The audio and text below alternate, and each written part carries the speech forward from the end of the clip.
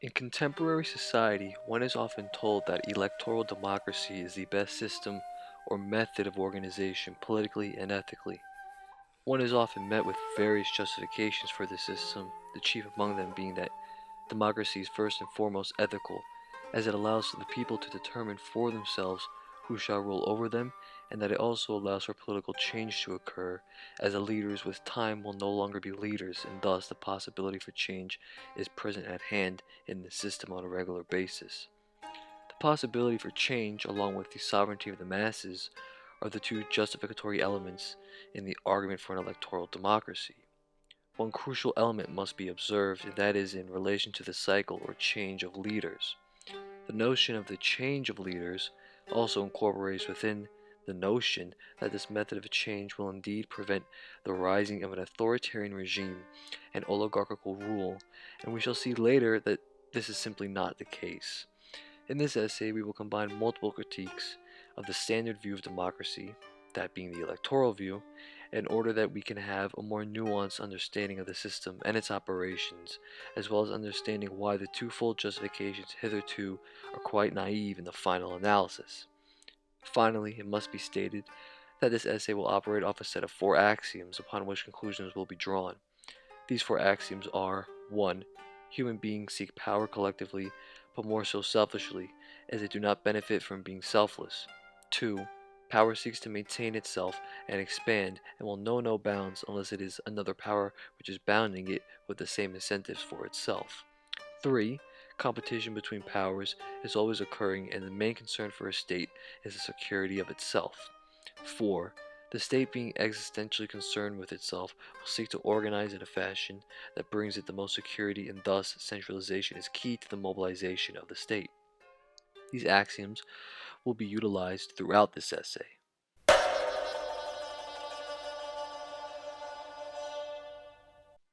Part 1. Demagoguery and Popugagory. The most obvious and popular critique of democracy is the fact that it could easily lead to the rise of the demagogue, and this most certainly is true if we merely consider the reality of human incentives. A politician running in a democratic election is solely concerned with winning, at least as the election process is occurring, as this will either make or break him, so to speak. Human beings, as a rule, desire power, and along with this desire to expand their power. Therefore, in a democracy, it is the best route for an individual competing in power to appeal to the will of the people, regardless of whether or not he will promote or promise to fulfill what it is they will. This creates in the leaders an incentive to promise things which cannot be done, as well as the appeal to the desires of the masses, not because he actually cares about their concerns and desires, but because he seeks to exploit them by promoting himself as the harbinger of satisfaction. Along with this, he will as well appeal to their base desires without any regard for whether or not these base desires are just desires or are just or moral desires. And this brings us to our second critique, which is in a way the inverse of the first, that is popugagory, a term which I coined to describe the view that the will and desires of the masses is where the good and the just lie. The popygague believes that because the origin of a desire is of the masses, it is therefore correct and must be instituted by a state with representative of their interest. This has not always been the case in democracies, but as society advances, it becomes more and more prominent, as Bertrand de Juvenal points out that in feudal society, the state used to run its ethical standards along the lines of God-ordained moral axioms, and sovereignty was considered to be a part of the divine origin, and now it has moved from the belief that God is the origin of the good and the just to that man is, as long as he is represented by the masses. The fundamental issue with popugagory is that it assumes what is good is that which the masses say is good, and that is problematic because objective morality cannot have its origin in the subjective, for they are two opposite poles of existence, that is, the objective and the subjective. And to conflate one with the other is to posit a fallacy, that fallacy being that which is of man is the same as that which is outside him. This would violate the law of identity, as man can be man and not that which is not man, and the object of morality can be the object of morality and nothing else. Subjective morality says nothing about the world as it is in principle all it expresses is a preference, and a preference in itself is not an objective statement regarding the nature of the world. The only objective thing about a preference is that it is a subjective affirmation. Finally, the masses may not always know what is good for them. Just because they believe something to be just for them does not mean it is the case. For example, if I believe that smoking is good for me, my belief does not determine whether or not it is good for me. So we see here the first issue of the demagogue and the poppygogue lead to a society where the good and the just is not accounted for properly, only in a normal and false sense. As with the demagogue, we have the notion of the good being used for his own rise to power, and with the poppygogue, we have the notion of the good being used for their will to be enacted. Both rely on one another to operate, as you cannot be a demagogue without appealing to the masses and affirming honestly or dishonestly that their will is right by virtue of it being their will. The poppygogue relies on the demagogue in order that its will be enacted, and thus further legitimized. Neither of these binaries are concerned with what is good but merely their own desire, leaving out what is actually good and just, and often conflating the good and the just with itself to bypass this. And this itself lacks any justification outside itself, and thus cannot be taken seriously, as it is circular reasoning and thus invalid, logically speaking. For one cannot say that we know the masses are always right because the masses agree that they are always right, for the nature of the masses being right is what is in question.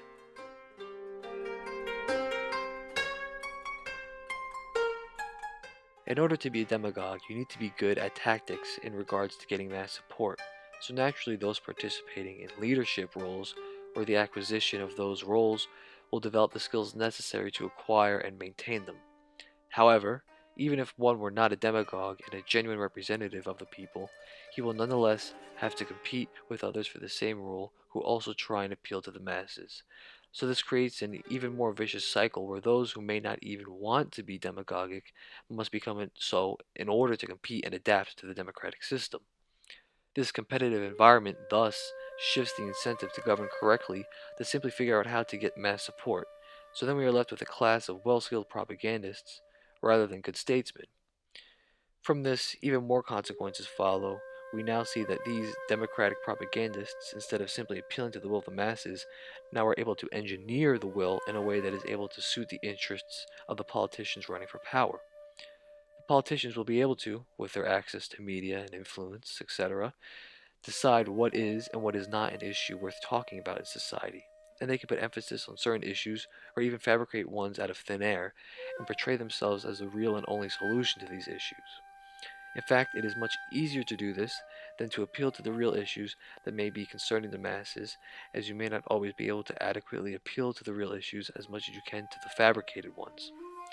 The economist Joseph Schumpeter pointed this out in his book Capitalism, Socialism, and Democracy, that we often think in a democratic society politicians get word of the issues affecting the populace and then come in to offer a solution. This is somewhat true, as the real issues cannot remain unaddressed entirely, but more often than not we find out that the issues in society via media outlets, which politicians often have close ties with or even own, and also are often spreading ideas through them directly. Schumpeter points out that because the politicians are those who generate what is considered an issue, this makes it much easier to legitimize themselves, and the masses will go along with it as they trust these politicians and want to be led to a better state of affairs. In other words, as democratic society becomes more complex, we see a transition from the politicians appealing to the masses to win to the politicians appealing to manufactured issues which the masses adopt as well without realizing so, and then appealing to them, the masses and this issue, to be the solution to these issues.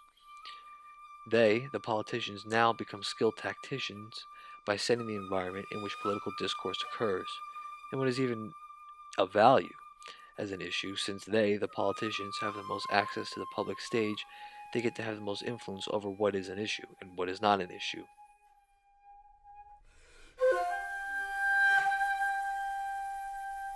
Democracy, by its very nature, encourages the existence of different political parties and ideologies and organizations. It encourages this because implied in democracy is the concept of change, and in order to have change, you must have some sort of difference from state of affairs A and state of affairs B. Thus, since democracy implies a difference of organization, it implies factionalism. Factionalism occurs especially when organization holds a set of values opposed to a certain number of people, and then they themselves form an organization with a contradictory set of values.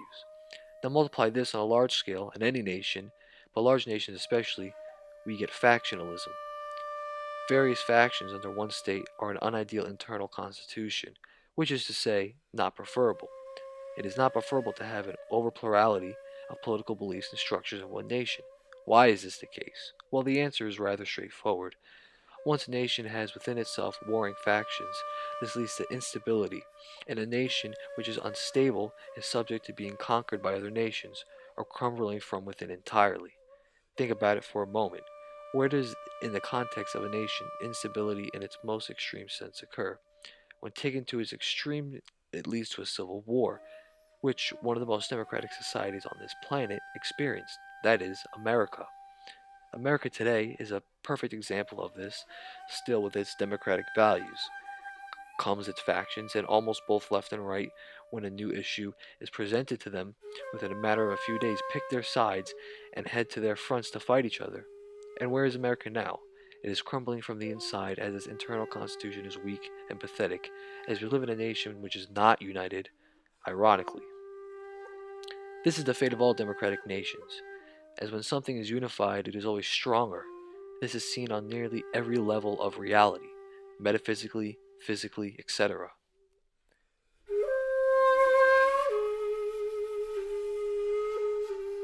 In a democratic state, often is the case that measures are put in place so that the state does not become stagnant, and that bad leaders may be replaced if necessary.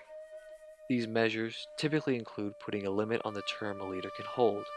However, this idea has a deep flaw in that it doesn't account for human incentives regarding ownership and time preference. Let us first start out with the issue of ownership. In a democratic state, unlike the absolute state, the leader of the nation does not own the nation in any meaningful sense. Rather, he is granted power and borrows it for a time. The very fact that he does not own the state or the nation but merely borrows it destroys the incentive for care in the leader, as a person is naturally inclined to care less about something that they do not own than something that they do own. In this case, the carelessness is amplified as one is not borrowing from a group of people that as one is not borrowing from a group of people that own the state apparatus, but one is borrowing in the sense that it is an object which can belong to anyone, theoretically speaking. Here, we shall use an analogy to highlight this point even more. If there existed a car in a city that everyone can use, this car would be left unkept.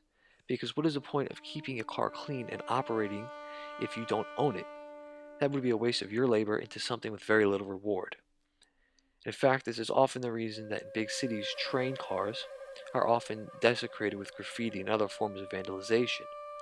This is also the reason people litter in the street because no individual owns the street, so they have no problem soiling it because they're not going to have to deal with the consequences of soiling it in the immediate. Take the same individual, and I can almost guarantee you they will have a problem with their home being soiled or vandalized. Secondly, let's examine the issue of time preference. When the term limitations are in effect, what this means is that the individual has a limited amount of time to enact his will and govern as he desires. The effect then of this kind of attitude of rushing to get things done and also making the conditions less than ideal to sit and think through issues. This rushing attitude then leads to instability over time, as different factions are enacting their different wills on the nation, pulling it in multiple directions at a very short amount of time, leading to no desired progress or telos for anyone. The combination of the two incentives of a lack of care due to a lack of ownership and a shortened time preference leads to a state which is myopic, short-sighted in other words, and only concerned with what one can get and how fast one can do it while getting the most out of it, as opposed to thinking long term and carefully plotting out decisions which the absolutist ruler can afford and has the incentive to do, as he will have to face the consequences of all his actions if he is ruling for life. So he is more likely to be careful as well as he is going to treat the nation better, as he will most likely pass this down to his children and will not want them to inherit a broken nation. Not to mention, he will be held responsible as well and his legacy destroyed if he is careless. One may argue that an excess of time will lead to stagnation, but this can be refuted by understanding a few things. Firstly, that the external pressures put on the leader will cause him to act in time, and the leader having to deal with all the consequences of not acting in time will also reduce the incentive towards stagnation because of the negative outcomes, because it will weaken his nation.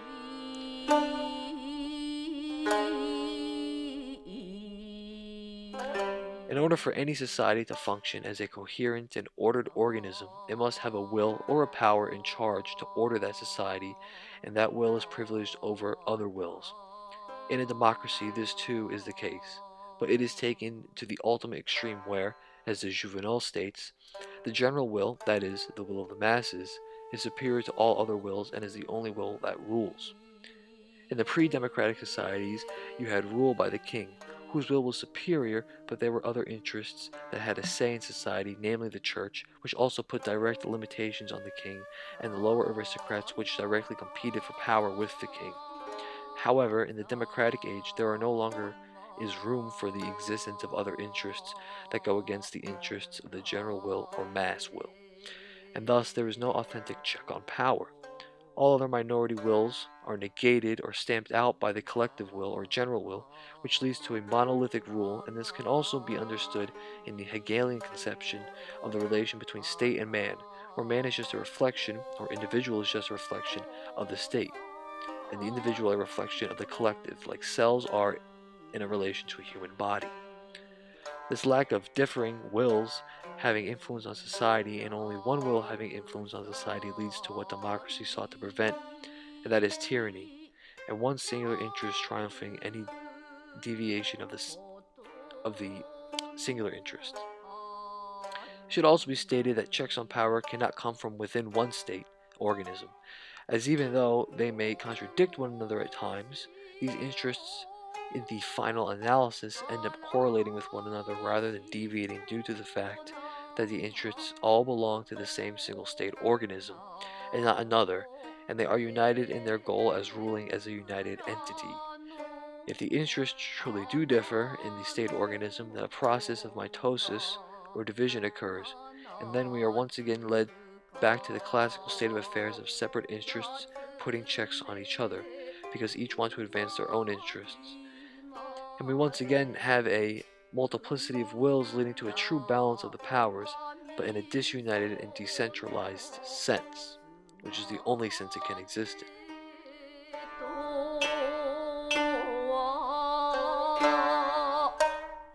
The best friend of the tyrant is none other than the democratic society and the masses, because the very nature of the masses is obedience and malleability. That is to say, the masses like to be organized, and because of this, they are easily subject to manipulation by a leader to his own will. Democracy enables the tyrant in that he can justify his actions by stating that his actions are the actions of the masses, and to contradict his actions would be to contradict the will of the masses, and the masses believing this will often support the tyrant's behavior in relation to the way he governs, as well as in relation to him subsuming alternative power structures. As Juvenal points out, the tyrant becomes the best friend of the masses because he can utilize the masses as a weapon against other competing power structures, as well as he can use the masses as a justification for his own justification for expansion. The tyrant will appeal to the masses in order to have them on his side, which in turn increases his power as a tyrant. In regards to the expansion, Gaetano Mosca, another Italian elite theorist, points out that democratic societies become more rigid over time and more monolithic, in the sense that power becomes more centralized. The reason once again being mass democracy, as alternative power structures are subsumed into one power structure, as the power structure conquering all others has the will of the masses on its side, which makes them ever more powerful, and this process of the democratic will being used to justify conquering other forms of power can surpass mere state power. It also leads its way into controlling resources and the means of production, and that once the state and the means of production and the resources are all controlled by the same monolithic power center, you end up with an absolutist state.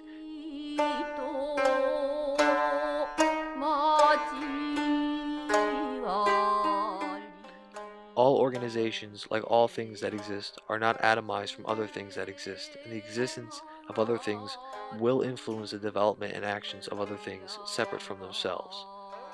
Democratic parties, states, and the like exist side by side with other competing parties, states, and tasks that must be completed if power wants to maintain its status of being in power, and because of this, it centralizes and becomes oligarchic. Robert Michels, another elite theorist, points out this brilliantly in his book Political Parties. In order that a party in power maintain its status as a party in power, it can only do so by organization. Where organization is present, so is oligarchy. As oligarchy is more efficient at organizing people into their specific roles and mobilizing them in a manner which has tasks completed in a timely manner, which is crucial if one wants to compete for power or maintain that which they have. Let us highlight the importance of this point further by illustrating the concept. In a democratic organization, in order for decisions to be made, it would require the consensus of the majority for this to occur, and this often takes time. In the organization of where only a few are in charge, it requires a minimal consensus of a few persons, and then the decisions can get made quicker. The latter one here will be more efficient in the political game as it can make decisions and mobilize faster and is less stronger. Democratic organizations are forced to do this in order to compete, and thus themselves become oligarchic. But it is not only competition that drives them into being an oligarchy, but also the fact that it becomes easier and more efficient to manage an organization in this fashion, as things get done on time and faster as alluded to hitherto, as well as it is easier to manage and maintain an orderly fashion from a technical point of view. In summation, democratic organizations become oligarchic by virtue of them being an organization, as organization almost always functions better under these conditions. In the words of Robert Michels, where there is organization, there is oligarchy.